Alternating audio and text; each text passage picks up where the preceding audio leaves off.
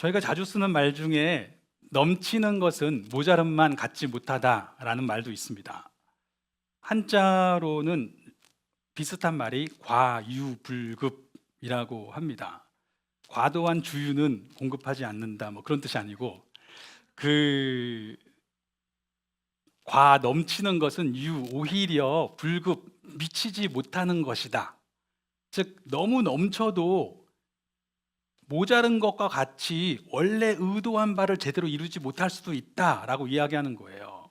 즉 많은 게 무조건 중요한 게 아니라 의도한 바를 이루는 게 더 중요한 것이다, 이렇게 이야기를 하는 겁니다.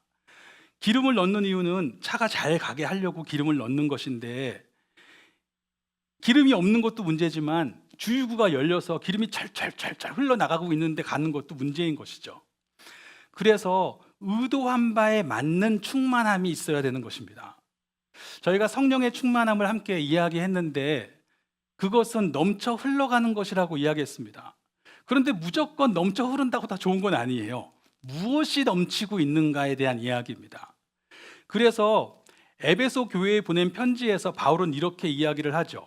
우리가 다 하나님의 아들을 믿는 것과 아는 일에 하나가 되어 같이요 온전한 사람을 이루어 그리스도의 장성한 분량이 충만한 데까지 이르리니. 아멘. 충만하긴 충만한데 왜 충만해야 되냐면 그리스도의 장성한 분량으로 살아가려고 충만한 거예요. 즉 흘러가는 충만함이 그리스도의 장성한 분량과 함께하는 어떤 모습으로 이루어져야만 한다라고 말하는 것입니다. 저희가 사도행전을 보면서 이제 바울의 전도 여행을 함께 보고 있습니다. 1차 전도 여행 때는 잠깐만요. 그냥 하겠습니다. 제가 이 연필을 쓸 수 있을까 생각해 봤는데 너무 1차 전도 여행 때는 안디옥에서 그 옆에 있는 구브로라고 하는 섬에 갔다가 올라갔다가 다시 이렇게 내려온 코스였고, 두 번째 전도 여행 때는 안디옥에서 2번 저기 있죠? 그쪽으로 가서 이 부르기아와 갈라디아 지방의 말씀을 전하다가 아시아로 가려고 하는데 막으셨고, 또 위에로 비두니아 지역 가려고 하는데 또 막으셔서 못 가다가 나중에 드로아라고 하는 곳에 갔다가 마케도니아 가서 그리스까지 갔다가 다시 돌아왔죠. 그게 2차 전도 여행이었고, 3차 전도 여행은 마찬가지로 1차 전도 여행과 2차 전도 여행 때 세웠던 교회들을 다 돌아보는 겁니다. 갈라디아, 부르기아 지역 갔다가 그리고 쭉 가서 마게도냐와 그리스 지역 갔다가 다시 오면서 이제 빌립보에서 배를 타고 돌아오게 돼요. 그래서 저기 보면 3번, 8번 써 있는 밀레도라고 하는 곳이 있는데 그 밀레도라는 곳에 가서 에베소의 장로들을 부릅니다.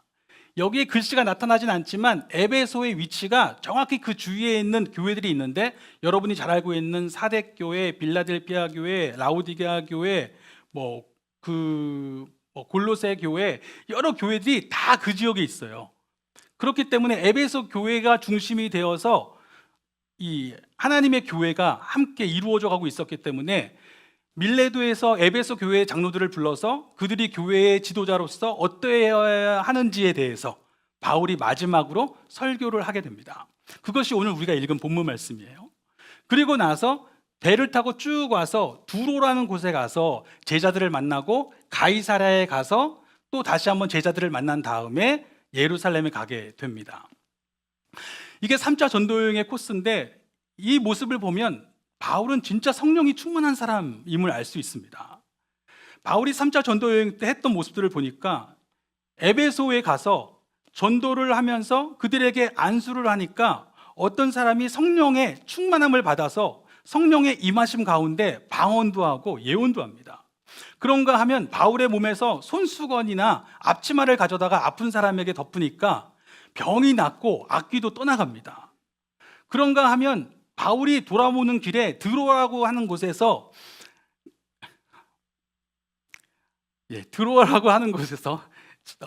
드로아라고 해서 죄송합니다. 이런 마음이 자꾸 떠오르면 안 되는데 그곳에서 복음을 전하는데 말씀이 너무 길었어요. 그래서 바울이 아니라 유두고라고 하는 사람이 청년인데 말씀을 듣다가 졸아가지고 그만 떨어져 버립니다. 그래서 죽었어요. 그런데 바울이 그를 다시 살리게 되죠. 그런 모습도 나타납니다. 그러니까 바울이 얼마나 성령으로 충만한가 생각해 볼 수 있는 것이죠. 자, 그런데 자칫 우리는 성령의 충만함을 이런 그림으로만 생각할 수 있습니다. 그러나 이것만이 성령의 충만함일까에 대해서 곰곰이 한번 물어보아야 할 필요가 있습니다. 왜냐하면 저는 오순절 계통의 교회들을 굉장히 좋아해요. 왜냐하면 그 교회들이 우리에게 전해준 중요한 유산이 있다고 생각하는데, 사실 구약 성경에서 말하고 있는 새 언약의 핵심 부분은 성령으로 사는 삶이거든요. 그런데 어느 순간 우리가 성령님에 대해서 굉장히 좀 멀어져 있는 그런 느낌들이 있습니다. 그런데 오순절 계통의 교회는 성령으로 사는 것이다라는 것에 대해서 우리에게 분명하게 이야기하고 있죠. 그래서 그것이 굉장히 큰 공헌이라고 생각하고 있습니다. 그렇지만 또 하나 경계하고 있는 부분이 있는데, 그것은 무엇이냐면, 다 그런 건 아니지만 어느 시점에서 이런 경향들이 있었죠. 성령이 임하시면서 어떤 은사들이 나오기 시작하니까 이 은사들이 나타나는 사람만 성령을 받은 것이다, 이렇게 이야기하는 거예요. 가장 쉬운 예로 방언 못하면 성령 못 받은 거야, 이렇게 이야기를 하는 겁니다. 저도 방언에 열려있고 방언으로 기도하기도 하지만 성령님이 임한 것이 방언이 반드시 그 증거다라고 이야기하는 것에 대해서는 또 다른 이야기인 거예요. 왜냐하면 성경을 보면 어떤 사람은 방언을 하지만 어떤 사람은 예언하고 어떤 사람은 통역하고 은사가 달라요. 또 그렇게 약간 신적인 은사들도 있는가 하면, 교회 안에서 어떤 사람은 가르치고 어떤 사람은 찬양하고 어떤 사람은 안내를 쓸 수도 있고 어떤 사람은 구제를 할 수도 있고 어떤 사람은 교육을 할 수도 있고, 다양한 은사들이 이 서신서의 세 군데에서 성령의 은사들을 이야기하는데 다 달라요, 내용이. 하지만 문맥은 다 똑같아요. 문맥이 뭐냐면 교회 그리스도의 몸을 세우기 위해서 서로가 함께 서로를 섬겨서 몸을 세우려고 주시는 은사, 이게 성령의 은사입니다. 그러니까 어떤 특정 은사만 가지고 나는 성령 충만하고 당신은 성령 충만하지 않아, 방언을 못하니까 당신은 성령을 아직 받지 못한 거야, 이렇게 말하는 건 굉장히 위험하다라는 것입니다. 그런가 하면 신적인 능력이 발현됐을 때에만 우리는 성령이 충만하다고 이야기하는 것도 굉장히 조심스러운 이야기예요. 왜냐하면 우리가 오늘날 쉽게 볼 수 있는 것 중에 하나가 은사 사역자이신데, 정말 은사가 뛰어나요. 어마어마한 은사들을 보긴 하는데 정말 교만하시고 정말 사람들을 막대하시고 그런 분들이 또 계세요. 그러면 이게 뭘까? 성령의 충만함은 저런 건가? 이런 물음을 하게 되는 것이죠. 그런데 그게 비단 오늘날의 문제뿐만 아니라 성경에도 그런 내용들이 다 나타나요. 사사기를 보면 사사들에게 성령이 임하시죠. 온니엘이라고 하는 사람에게 성령이 임하시니까 여호와께서 한 구원자를 세우시는데, 그에게 여호와의 영이 임하시니까 그가 권능을 받으니까, 여기서 임하다라고 하는 사사기에서 쓰는 주요한 단어는 관통했다는 뜻이에요. 마치 그 영화 같은 데 보면 뭐가 쓱 관통하는 것이, 성령이 이렇게 정말 관통하시는 거예요. 그러고 나니까 이 사람이 다른 사람이 돼버린 거예요. 성령 안에서 능력을 얻어서 자기가 싸울 수 없었던 사람이 군대를 이끌고 가서 이깁니다. 기드온에게 여호와의 영이 임하시니까 기드온이 담대하게 나팔을 불면서 사람들을 이끌고 가요. 입다에게 여호와의 영이 임하시니까 그가 군대를 이끌고 적군을 물리칩니다. 삼손에게 영이 임하죠. 영이 임하니까 그 다음부터 그가 우리가 생각할 수 없는 초능력적인 힘을 다 발휘해서 엄청난 일들을 행하기 시작합니다. 겨우 이 당나귀 턱뼈 하나 가지고 수천 명을 막 죽이기도 하고 어마어마한 일들을 하잖아요. 그렇지만 안타깝게도 그렇게 놀라운 능력을 행했던 사사들의 결말이 그다지 좋지는 않습니다. 그 순간에는 그 능력이 임해서 사실 그 능력은 그의 의지와는 상관없었어요. 그가 그것을 받으려고 어떤 자격이 되어서도 아니고 그가 어떤 노력을 해서도 아니에요. 100일 기도를 하고 나니까 능력이 임했던 것도 아니었어요. 그냥 성령께서 그에게 주신 거예요. 주셔서 그 순간 사용은 하셨지만, 그 능력이 임했지만 그 순간을 지나고 나서 그의 삶이 하나님 앞에서 별로 아름답지 않았던 모습들을 많이 보게 됩니다. 특별히 사사들의 결말은 거의 다 비참했어요. 특별히 그 마지막이 굉장히 교만했고 타락했고 그의 자손들까지도 타락한 모습들을 여러 번 보게 됩니다. 그러면 우리는 질문하게 되는 거죠. 어떤 신적인 능력이 나에게서 발현되는 게 성령의 충만인가? 분명히 그 순간에 성령이 임하신 거예요. 성령이 사용하신 건 맞지만 우리가 생각하는 성령의 충만함은 저런 모습인가? 이것에 대해서 다시 한번 물어봐야 되는 것입니다. 오늘날 많은 이단들이 있어요. 근데 이단이 괜히 이단된 거 아닙니다. 이단들이 저렇게 사람들이 많이 모인다고 괜히 많이 모인 거 아닙니다. 이단들이 그렇게 될 때에 막 신적인 능력들 발현됐습니다. 역사 속에서 어떤 이적들을 받고 그 이적들을 보고 나니까 사람들이 막 미혹되는 거예요. 저거 진짜인가 봐 하고 다 가기 시작하는 겁니다. 그것이 항상 일어나는 건 아니지만 어떤 특정한 사건들이 벌어졌을 때 그걸 계기로 해서 생기는 이단들이 많아요. 처음에는 하나님이 그들에게 능력을 부어주셔서 그 능력을 통해서 사용하시려고 했는데 어느 순간 이 사람들이 그 능력을 쓰고 있는 자기가 대단한 거예요. 그러면서 사람들을 자기를 따르는 사람으로 만들려고 하는 겁니다. 신명기에 보면 그러한 모습에 대한 경고가 있죠. 신명기 12장에서는 우리가 다 알고 있는 뻔한 우상들, 어떤 외적인 모양의 우상들에 대해서 경계해요. 근데 12장에서는 이런 우상도 경계합니다. 너희 중에 선지자나 꿈꾸는 자가 일어나서 이적과 기사를 너희에게 보여주고 그가 너에게 말한 이적과 기사가 이루어지고 그렇게 다 됐어요. 그리고 나서는 너희가 알지 못하던 다른 신들을 따라 섬기자고 말할지라도. 그런데 방금 전에 기적을 보여줬어요. 그 사람이 따르면 가자 그러면 가는 거예요. 근데 그러면 안 된다라고 이야기합니다. 그것은 오히려 하나님이 너희가 마음을 다하고 뜻을 다하여서 하나님을 정말 사랑하는지, 이적을 사랑하는 건지, 기적을 사랑하는 건지, 하나님을 사랑하는 건지를 보시려고 한다는 거예요. 그렇기 때문에 반드시 이적이 나타나야만 성령이 충만합니다 라고 말하는 것도 사실은 바른 성경적인 모습은 아닙니다. 바울의 인생에서, 그리고 바울의 전도 여행에서 그가 성령이 충만하다고 이야기할 때에 사실 우리가 어떤 모습을 보겠어요? 바울이 성령이 충만할 때 모습은 어떤 것이냐면 성령님의 음성을 직접 듣고 있는 것이죠. 음성을 듣고 성령님과 사귐이 있는 모습이 성령으로 충만한 모습 아니겠어요? 3차 전도 여행 때 그런 모습들이 여러 번 나옵니다. 근데 그런 모습들은요, 어떤 내용이냐면 먼저 오늘 우리가 읽은 본문 말씀이죠. 뭐라고 하냐면 아까 말한 것처럼 그 밀레도에서 에베소의 장로들을 불렀어요. 그리고 고별 설교를 하는데 뭐라고 이야기하냐면 내가 이제까지 여러분에게 어떻게 사역한 거 다 아시죠? 제가 온 힘을 다해 사역했습니다 라고 말하면서 하는 얘기가 나는 성령에 매여서 지금 예루살렘에 갑니다. 그렇죠? 근데 성령께서 나에게 말씀하시기를 각성에서, 즉 이제까지 전도 여행도 마찬가지고 성령께서 늘 나에게 증언하시기를 각성의 결박과 환난이 있다라고 말씀하셨어요.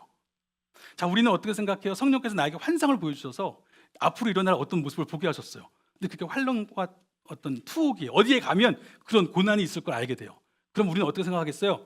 성령께서 나에게 능력 주셔서 다가올 환난을 알게 하셨으니 옆으로 이렇게 갔지 않겠습니까? 그런데 바울이 뭐라고 하냐면 그런데 나에게는 기준이 있다는 거예요. 뭐냐면 주 예수께 받은 사명, 하나님의 은혜의 복음을 증언하는 일이 나의 사명이고 나는 이 길을 마치려 하면은 생명조차도 귀한 것으로 여기지 아니한다라고 분명하게 이야기를 합니다. 그리고 나서 다시 돌아오는 길에 두로라는 곳에서 제자들을 만나는데 제자들이 뭐라고 하냐면 그들이 성령의 감동으로, 그러니까 성령이 그들에게 환상을 보여주신 거예요. 당신 예루살렘에 가면 고난당합니다. 가지 마세요. 막 말려요. 그런가 하면 가이사랴에 갔을 때에도 아가보라고 하는 선지자가 유대에서 내려와서 그도 성령의 능력 가운데 이 자기 수족을 줄로 묶은 다음에 성령께서 말씀하십니다. 당신 예루살렘 가면 이렇게 됩니다. 가지 마세요. 그러니까 제자들이 올라가지 말라고 막 권면하죠. 근데 바울이 뭐라고요? 아니, 나 가야 돼. 이렇게 말하는 거예요. 그러면 이상하잖아요. 지금 분명히 성령의 능력으로, 감동으로 가지 말라고 보여줬고 가지 말라고 하는데 바울은 성령의 말씀에 불순종하는 거예요. 나 안 가게, 나 간다는 거예요, 끝까지. 이게 무엇입니까? 바울이 성령을 안 따르고 있는 거예요? 아니요. 바울은 성령의 사람이었어요. 성령의 사람됨을 제대로 보여주고 있는 겁니다. 그것은 무엇이냐면 성령께서 어떠한 선물로 우리에게 어떤 신적인 능력을 우리를 쓰시려고 보여주실 수 있고 주실 수 있지만 성령께서 진정으로 하시는 중요한 일은 무엇이냐면 이제 그것을 아는 것도 중요하지만 그 능력 가지고 예수 그리스도께 받은 사명으로, 예수 그리스도께 받은 말씀으로, 그리스도의 생명으로 살아가게 하시는 겁니다. 그게 성령께서 진정으로 하시는 그 일이었어요. 나는 주 예수의 이름을 위하여 나아갈 것을 이미 각오했다. 그것이 바울에게 있는 진정한 성령의 충만함이었습니다. 실제로 로마에 보낸 편지에 뭐라고 이야기하냐면 이제 그리스도인에게 바뀐 것은 무엇이냐면 생명의 성령의 법이 우리를 해방한 거예요. 즉 생명의 성령의 법이 우리로 하여금 자유롭게 선택하게 하시는 거예요.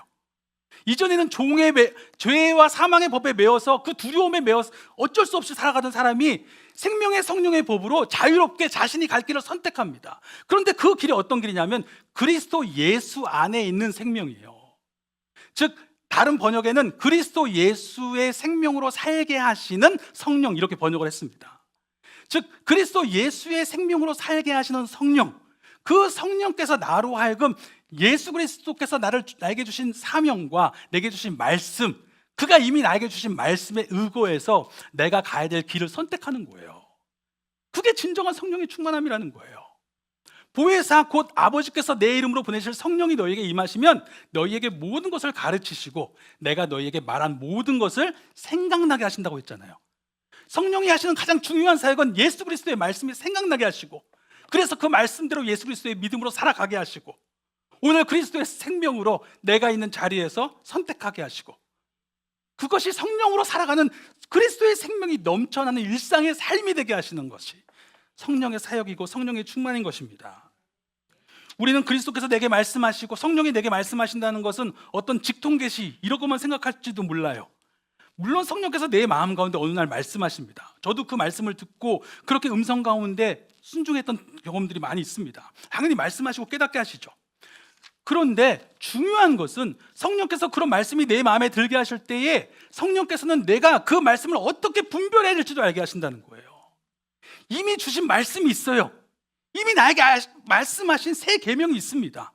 하나님이 주신 말씀을 붙잡고 그 말씀이 생각나게 하셔서 오늘 내게 말씀하실 때 그 주신 말씀으로 어떻게 살아야 될지를 말씀하시는 거예요. 그렇게 분별하게 하시는 것입니다. 사울이라고 하는 왕이 있었어요. 다 잘 아시는 왕이겠지만 이 왕이 처음에 왕이 될 때 어떤 모습이었냐면 성령께서 그에게 임하십니다. 새 마음이 임하니까 그가 선지자 무리와 함께 예언을 해요. 그러니까 사람들이 그걸 보면서 야, 사울 선지자 됐다 막 이렇게 얘기를 합니다.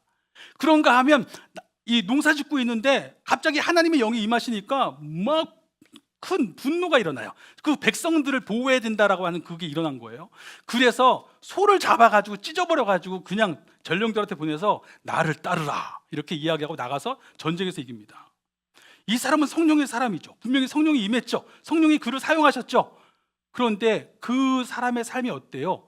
그 이후에 왕이 되어서 하나님의 말씀에 순종하지 않아요.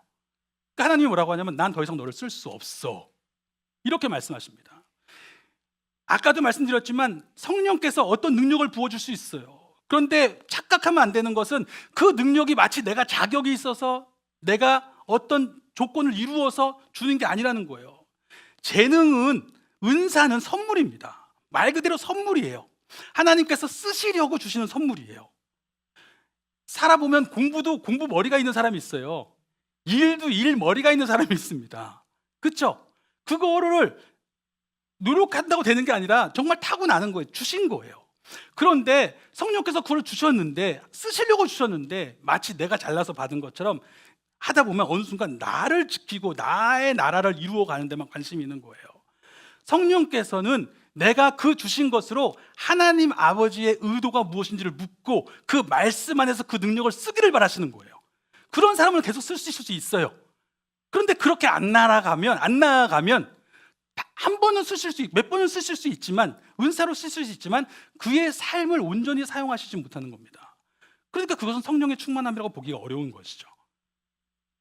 다윗은 달랐어요. 다윗은 그가 처음에 마찬가지로 비슷한 경험을 했는데 다윗이 진짜 성령의 사람이라고 말할 수 있었던 이유는 단지 성령께서 그에게 한두 번 임하셔서 그가 골리앗을 이기고 그가 하프를 연주하니까 악령이 떠나가고 그런 것들도 하나님이 사용하신 것이지만 그가 진짜 성령의 사람이었으면 그가 이후에 자기를 죽이려고 했던 사울을 만났을 때에 죽일 수 있는 기회를 만났는데도 불구하고 다윗이 얘기하기를 내가 주님 앞에서 여호와의 기름 부음 받은 자를 내가 손댈 수 없습니다.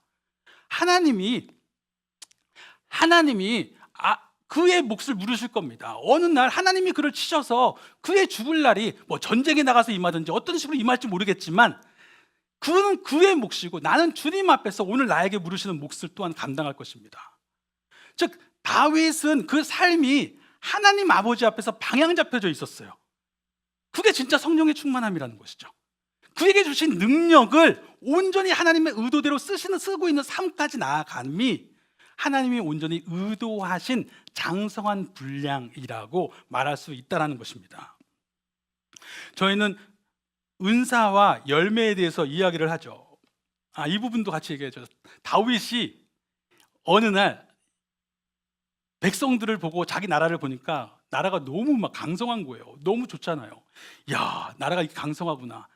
그럼 어떤 생각이 들겠어요? 내가 꽤 통치력이 좋은가 보다. 이런 생각을 할 거 아니에요. 근데 다윗이 뭐라고 해요? 함께 같이 읽어보겠습니다. 시작. 다윗이 여호와께서 자기를 세우사 이스라엘 왕으로 삼으신 것과 그의 백성 이스라엘을 위하여 그 나라를 높이신 것을 알았더라. 아멘. 다윗은 그 자리에서 어떻게 고백하냐면 하나님이 나를 세우셨고, 왜 세우셨냐면 그의 백성 이스라엘을 위해서 이 나라를 높이고 계시는 겁니다. 즉 소명에 대한 고백이에요. 즉 자기가 갖고 있는 능력만 아니라 이 능력을 누가 주셨고 이 능력을 왜 주셨는지를 묻는 거예요. 즉 내가 이것을 가지고 섬김의 자리로 나아가야 된다는 걸 알고 있는 모습, 그것까지가 다윗이 진정으로 성령에 충만한 사람이라는 것을 보여주는 것입니다. 우리는 은사와 열매를 이야기하는데 아까도 말했지만 은사는 능력이에요. 이런 능력은 갖기를 원합니다. 그리고 다 필요해요. 하나님이 각 사람에게 주십니다. 성령의 사람들에게 하나님은 기꺼이 그를 사용하시려고 우리 모두에게 각각의 은사를 부어 주셨습니다. 그러나 또 하나 명심해야 될 것은 이 은사는 선물이에요. 내가 잘나서 내가 능력 있어서 받은 거 아니에요. 즉 하나님께서 은혜로 그 삶을 쓰시려고 주신 은사이기 때문에 이 능력을 내가 어떻게 써야 되는지를 아는 것까지 나아가야 됩니다. 그래서 고린도 교회에 보낸 편지에서 12장에 다양한 은사들을 한참 얘기한 다음에 이런 은사들이 다 좋지만 이것은 몸의 지체와 같은 것이고 이 은사들을 제대로 쓰려면 가장 큰 은사를 너에게 보여줄게 라고 하면서 사랑장이 나오는 거예요. 즉 사랑으로 이 은사를 쓰라고, 능력 쓰라고, 살리라고, 너도 살고 다른 사람도 살리라고 그렇게 은사 주셨는데 이 방향으로 못 나아가면 아직 그리스도의 장성한 분량으로 자라난 것은 아니라는 겁니다. 능력은 임했지만 그것이 하나님이 의도하신 충만함이라고 말할 수는 없다는 겁니다. 그 충만은 우리가 이야기하는 열매에 가까운 것이죠. 즉 성령께서는 은사만 부어주시는 게 아니라 그 은사를 가지고 그리스도의 생명으로 살아갈 수 있는 그 마음까지도 부어주시는데 그것이 바로 성령의 열매이기도 한 것이죠. 고린도 교회에 보낸 편지에서 이런 내용이 나옵니다. 형제들아, 내가 너희에게 나아가 하나님의 증거를 전할 때에 말과 지혜에 아름다운 것으로 아니하였다. 내가 너희 중에서 예수 그리스도와 그가 십자가에 못 박히신 것 외에는 아무것도 알지 아니하기로 작정하였습니다. 내가 너희 가운데 거할 때에 약하고 두려워하고 심히 떨었노라. 내 말과 내 전도함이 설득력 있는 지혜의 말로 하지 아니하고 다만 성령의 나타나심과 능력으로 하여, 이렇게 말씀이 나옵니다. 여기서 성령의 나타나심과 능력으로 하여, 지금 바울이 무슨 얘기를 하고 있냐면 형제들아, 내가 너희에게 복음 전할 때에 나는 성령의 나타나심과 능력으로 전했다, 이렇게 전하고 있는 거예요. 그럼 우리는 어떻게 해석하냐면 바울은 그때 이적을 행했나 보다, 대단한 표적들로 일했나 보다, 이렇게 해석을 하는 거예요. 그런데 지금 읽어보셨지만 이 본문의 문맥에서 말하고 있는 성령의 나타나심과 능력은 그런 의미가 아니에요. 바울이 뭐라고 해요? 복음을 전할 때 자기 말과 지혜의 아름다운 것으로 아니했다는 거예요. 오히려 나는 약하고 떨고 두려워했대요. 뭐 하고 있냐면 예수 그리스도와 그의 십자가에 대해서 전하고 있는데 어떤 마음이냐면 이것을 내 말로, 내 능력으로, 내 지혜로 내가 말을 잘 꾸며서 저 사람들을 이해하게 해야지. 변증해서 내가 예수님 믿게 해야 되지. 이렇게 안 된다는 걸 알고 있었다는 거예요. 시컨 변증 잘했는데, 정말 논리적으로 말 잘했는데 예수님 안 믿는 경우가 많아요. 근데 정말 나는 말씀을 잘 못 전한 것 같고 너무 부족한 것 같은데 놀랍게 예수님 믿는 거예요. 뭐예요? 성령께서 하시는구나. 내 힘으로 하는 게 아니라 성령께서 하신다는 걸 의지하는 거예요. 그리스도의 생명으로 사는 것도 내 힘과 내 능력이 아니라 성령의 능력으로 한다는 걸 아는 것입니다.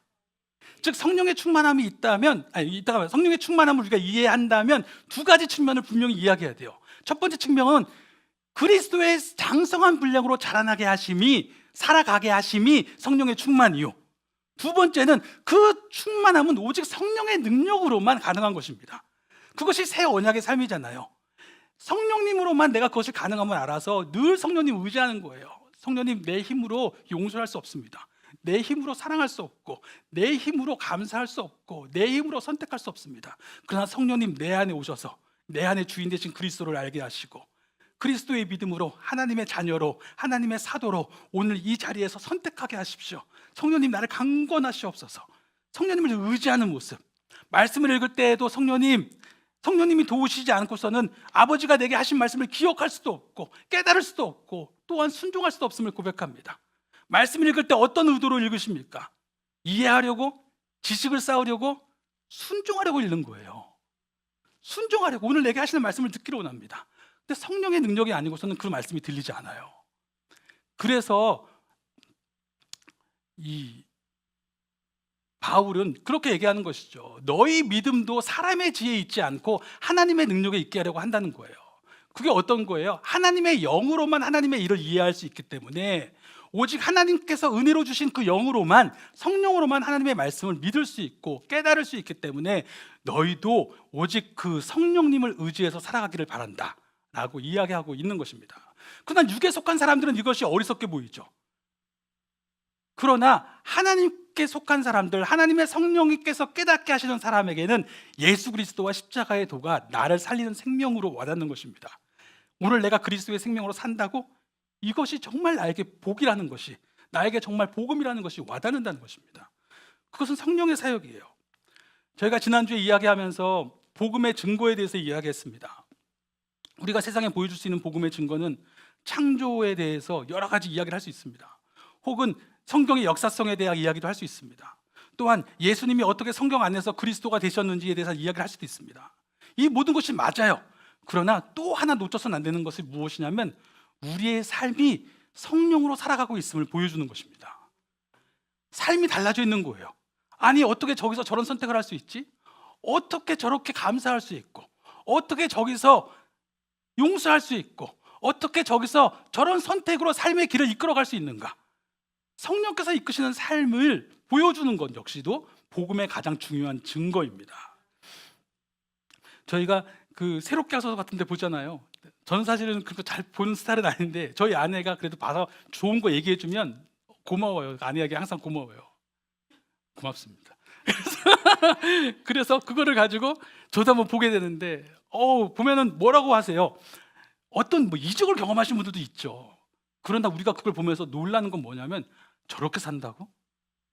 저렇게 걸어간다고? 아니, 저 상황에서 감사하고 저 상황에서 용서하고. 아니, 이번 주에 저에게 아내가 얘기해 준 어떤 그 분은 치과 의사예요. 과학자예요. 사업가예요. 진짜 뭐 못하는 게 없어요. 그러니까 마지막에 사회자가 직업이 뭐세요? 이렇게 물어본 거예요. 그랬더니 하는 얘기가, 저의 직업은 신앙생활입니다. 이게 이상하게 들릴지 모르겠지만 이게 그리스도인의 소명관이에요. 우리는 소명이 직업이라고 생각해요. 특정 직업이 하나님이 내게 주신 소명. 근데 그게 아닙니다. 직업은 바뀔 수 있잖아요. 성경이 말하는 소명은 뭐냐면 주님과의 관계 속에서 나를 보내신 자리에서 살아가는 것. 그게 소명이에요. 즉, 나는 주님께 속한 사람입니다. 예수 그리스도의 생명이 내 안에 계십니다. 그래서 나는 오늘 성령의 능력으로, 하나님의 형상으로 오늘 나를 보내신 자리에서 하나님이 뭘 원하실까? 하나님이 어떤 삶을 살기를 바라실까? 그걸 물으면서 살아가는 거예요. 즉, 그리스도의 생명이 하나님의 형상으로 그를 살게 하는 그 자리가, 성령의 능력으로 하나님의 형상으로 살게 하는 그 자리가 바로 성령의 충만함이 넘치는 자리입니다. 그 삶이 세상 속에서 이김으로 나아갈 것이요, 세상에서 축복의 통로로 우리의 삶을 바꿀 것이기 때문입니다. 제가 늘 하는 이야기, 자주 하는 이야기이지만, 사사기에서 사사들은 정말 어마어마한 능력들을 보여주는 것 같지만 그들의 마지막은 그다지 좋지 않았어요. 그런데 같은 사사시대에 쓰여진 책이 하나 있는데 룻기라는 책이에요. 룻에 나오는 보아스는 어떤 초능력 같은 거 아무것도 없었어요. 초능력적인 경험도 없었어요. 그런데 보아스는 어떤 사람이었냐면 하나님의 말씀대로 선택하는 사람이었어요. 다른 사람들이 다 이삭 흘려준 거 아닙니다. 하나님이 말씀하실 때 너희 추수할 때 다 걷지 말라고 했어도 다른 사람들 그 당시에 실제로 가서 한 번 더 가서 다 걷었어요. 그런데 보아스는 안 걷었어요. 다른 사람들 다 고엘의 직무를 담당한 거 아닙니다. 다른 친족이 난 안 하겠다고 하잖아요. 손해나는 거 싫대잖아요. 그런데 보아스는 하나님의 말씀대로 선택한 사람이에요. 그렇게 살았던 보아스의 삶은 어땠습니까? 놀랍게도요, 그가 어떤 이적도 경험하지 못했는데 그에게서 다윗의 족보가 나옵니다. 그에게서 예수 그리스도의 족보가 나와요. 하나님이 그의 삶을 하나님 나라의 더 큰 역사를 위해 사용하신 겁니다. 즉 오늘 우리에게 있어야 될 성령의 충만함은 오늘 내 안에 성령께서 일하심으로 그리스도의 생명이 나로 다시 하나님의 형상으로 살아가게 하시는 그 삶이 일어나는 것입니다. 그 충만함 믿기를 원합니다. 저희 이번 주가 고난주간인데 제가 아까 전에 우리 성경 요한복음 통독하자고 말씀드렸잖아요.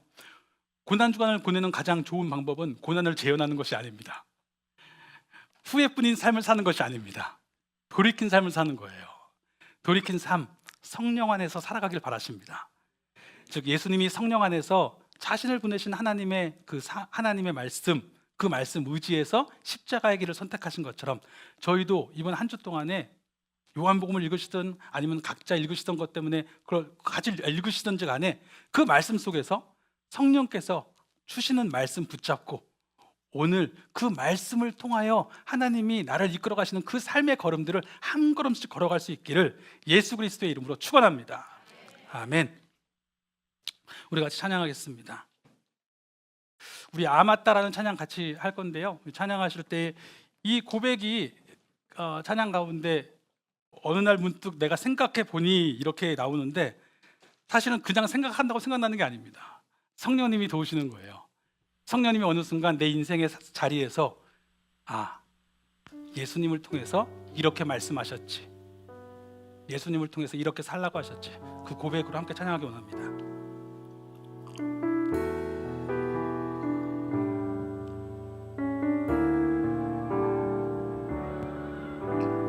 하나님이 날 참 사랑하시네.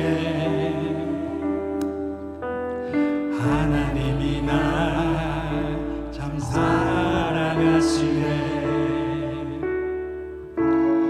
하나님이 날 참 사랑하시네. 하나님이 날 참 사랑하시네.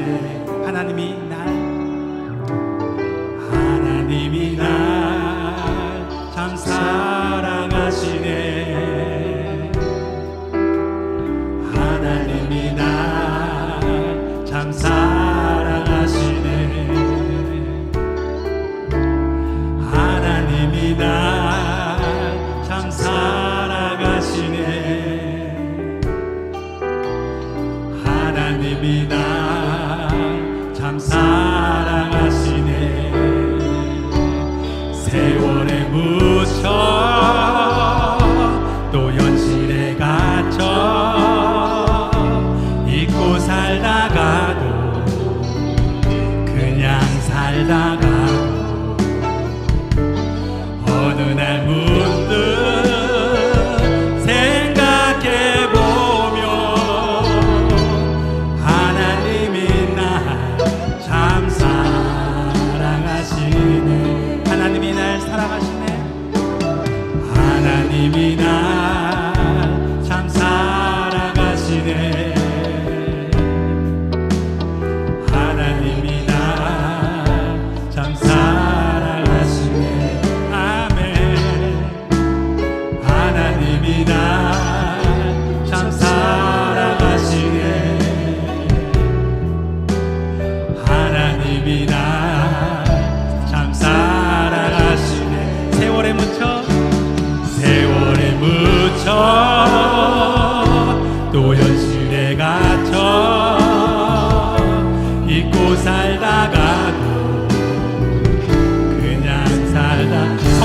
계속해서 생각나게 하십니다.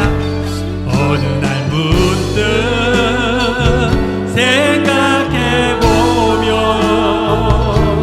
하나님이 날 참 사랑하신 세월에 묻혀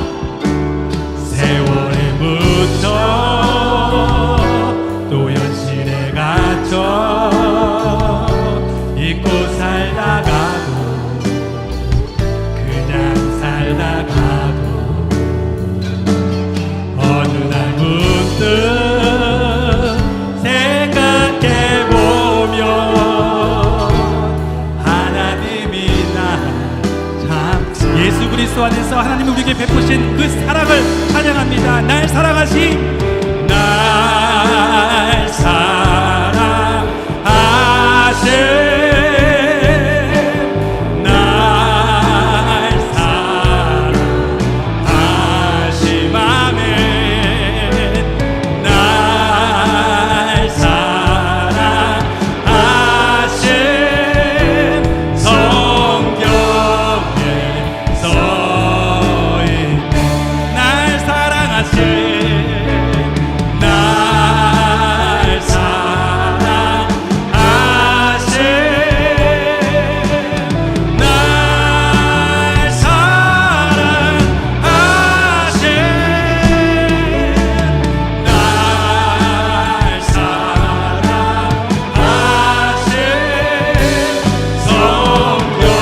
성경에서 성령께서는 다른 지체를 향해서도 고백하게 하십니다. 널 사랑하심 널 사랑하신 널 사랑하신 아멘 널 사랑하신 성경에서 우리 다 같이 조용하게 다시 한번 고백합니다. 날 사랑하신 날 사랑하신 날 사랑하신 성령님 오늘 우리에게 말씀하여 주시옵소서.